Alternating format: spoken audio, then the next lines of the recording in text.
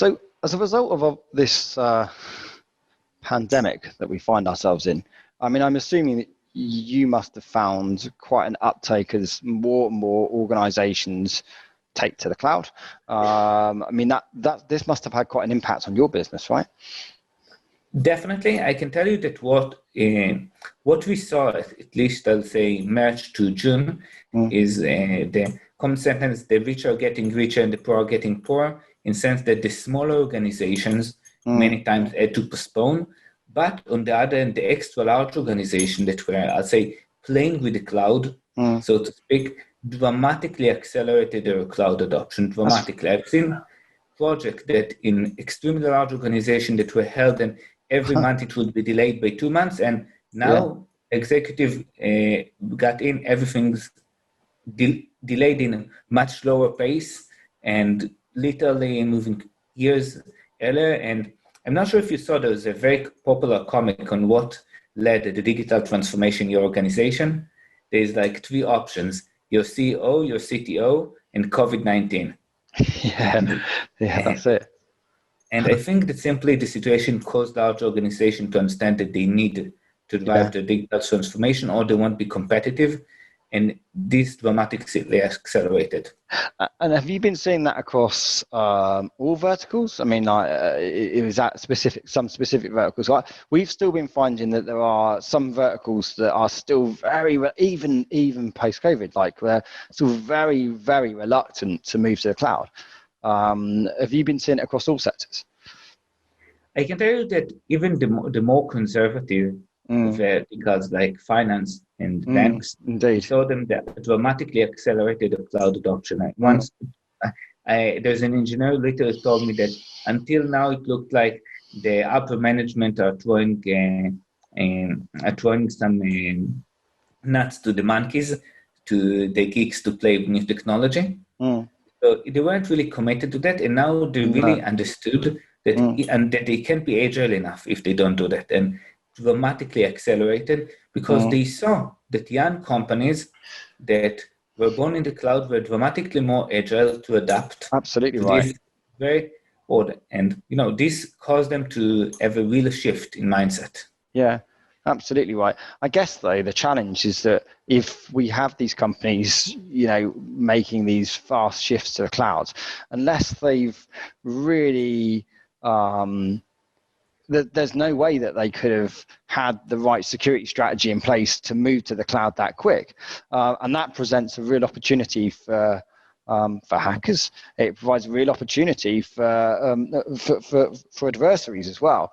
And I think that's going to come out in the wash, I think, as we've definitely been seeing there's been a lot of opportunistic attacks happening on organizations that have had no choice but to, obviously go work from home and move quickly and change the way that they do things, and frankly, put their entire organizations into a state of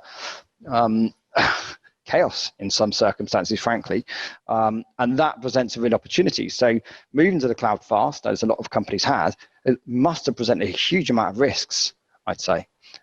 So I think you are very correct, but not with the large organization. What I see is that there's some organization that had to change the way they work in 2 weeks. They had no alternative. Sure, that's fine.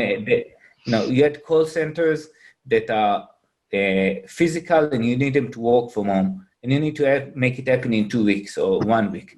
This cannot be done without compromises. So I'm not saying that there weren't compromises on the short term and opportunistic attacks, but I think that many times the move to the cloud was delayed not because people took 2 years to analyze deeply everything, but because things got stuck. It was low on priority. There's paperwork. I've seen myself paperwork being held for 6 months in some cases.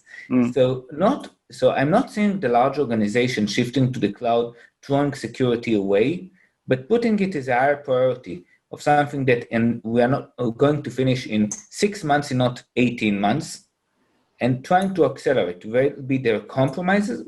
Like everything, the world is not black and white, but you can do things faster in organization. It's prioritized. It's not only the trying security, but definitely early on in March, April, or even Now we see times that organizations need to release applications that are critical within weeks or days. For example, think of the application that were released for contact tracing. These were literally released within days in some cases by contractors that were contracted by governments. And yes, there was security audit, but how deep can it be in 3 days? So there is compromise. In business, there is always compromise between business continuity and security. And I believe in some cases, the decision was for business continuity. When you have a call center that you need to shut down and you need to provide service to your customers and you need it to work from home in 3 days, you make compromises on security. I think that we, as security professionals, must take the responsible case and not say, no, it's not possible, but to mitigate the risk and reduce it and share the information with the stakeholders to decide whether it's a risk that worth taking, and also not to try to make it black or white. Maybe you can make sure that the risk is not manifested beside a certain part of the organization. It's really interesting. Who do you find is the most obstructive in terms of, do you find there are certain departments that are quite obstructive or certain parts of the organization that are resistant for the cloud? I mean, what's your experience of that been? Or do you think, I think that it's in new organizations, almost anyone is for the cloud because it's clear that this is the way to go. But when you work within large organizations, I'll say, and have processes, and these processes cannot be copied one by one to the cloud. It doesn't make sense to do it that way. So then processes need to be changed, and change take time. And of course, it's have objections. I don't think that there is a department that we are against the cloud, so to speak. But you need to have strong change agents to make sure that to understand what was the reasons for these processes, not what are the processes, but what caused these processes and what is the right way to implement in the cloud. The worst mistake that some organization can do is try to move to the cloud while shifting the processes and the tools that are in the pre-cloud world. This is a way where you gain the drawbacks of both worlds. If you just say, okay, I'm moving to the cloud without trying to accept it for what it is, you will see higher cost and sometimes lower productivity because you are just trying to use something not for the way it was meant. So it's not about moving to the cloud. Moving to the cloud is never the goal. There is no goal of having the data center outside. It might sound like this. The goal is to have a more agile environment, more elastic, to be able to act better, to reduce the cost, to get better security. And I really mean better security. I think it's possible. And to do that, you can't simply say, I'm copying the same things, processes, method, tools that we use, the same methodologies to the cloud and win, because you get a dramatic worse outcome. It wasn't meant for these methodologies.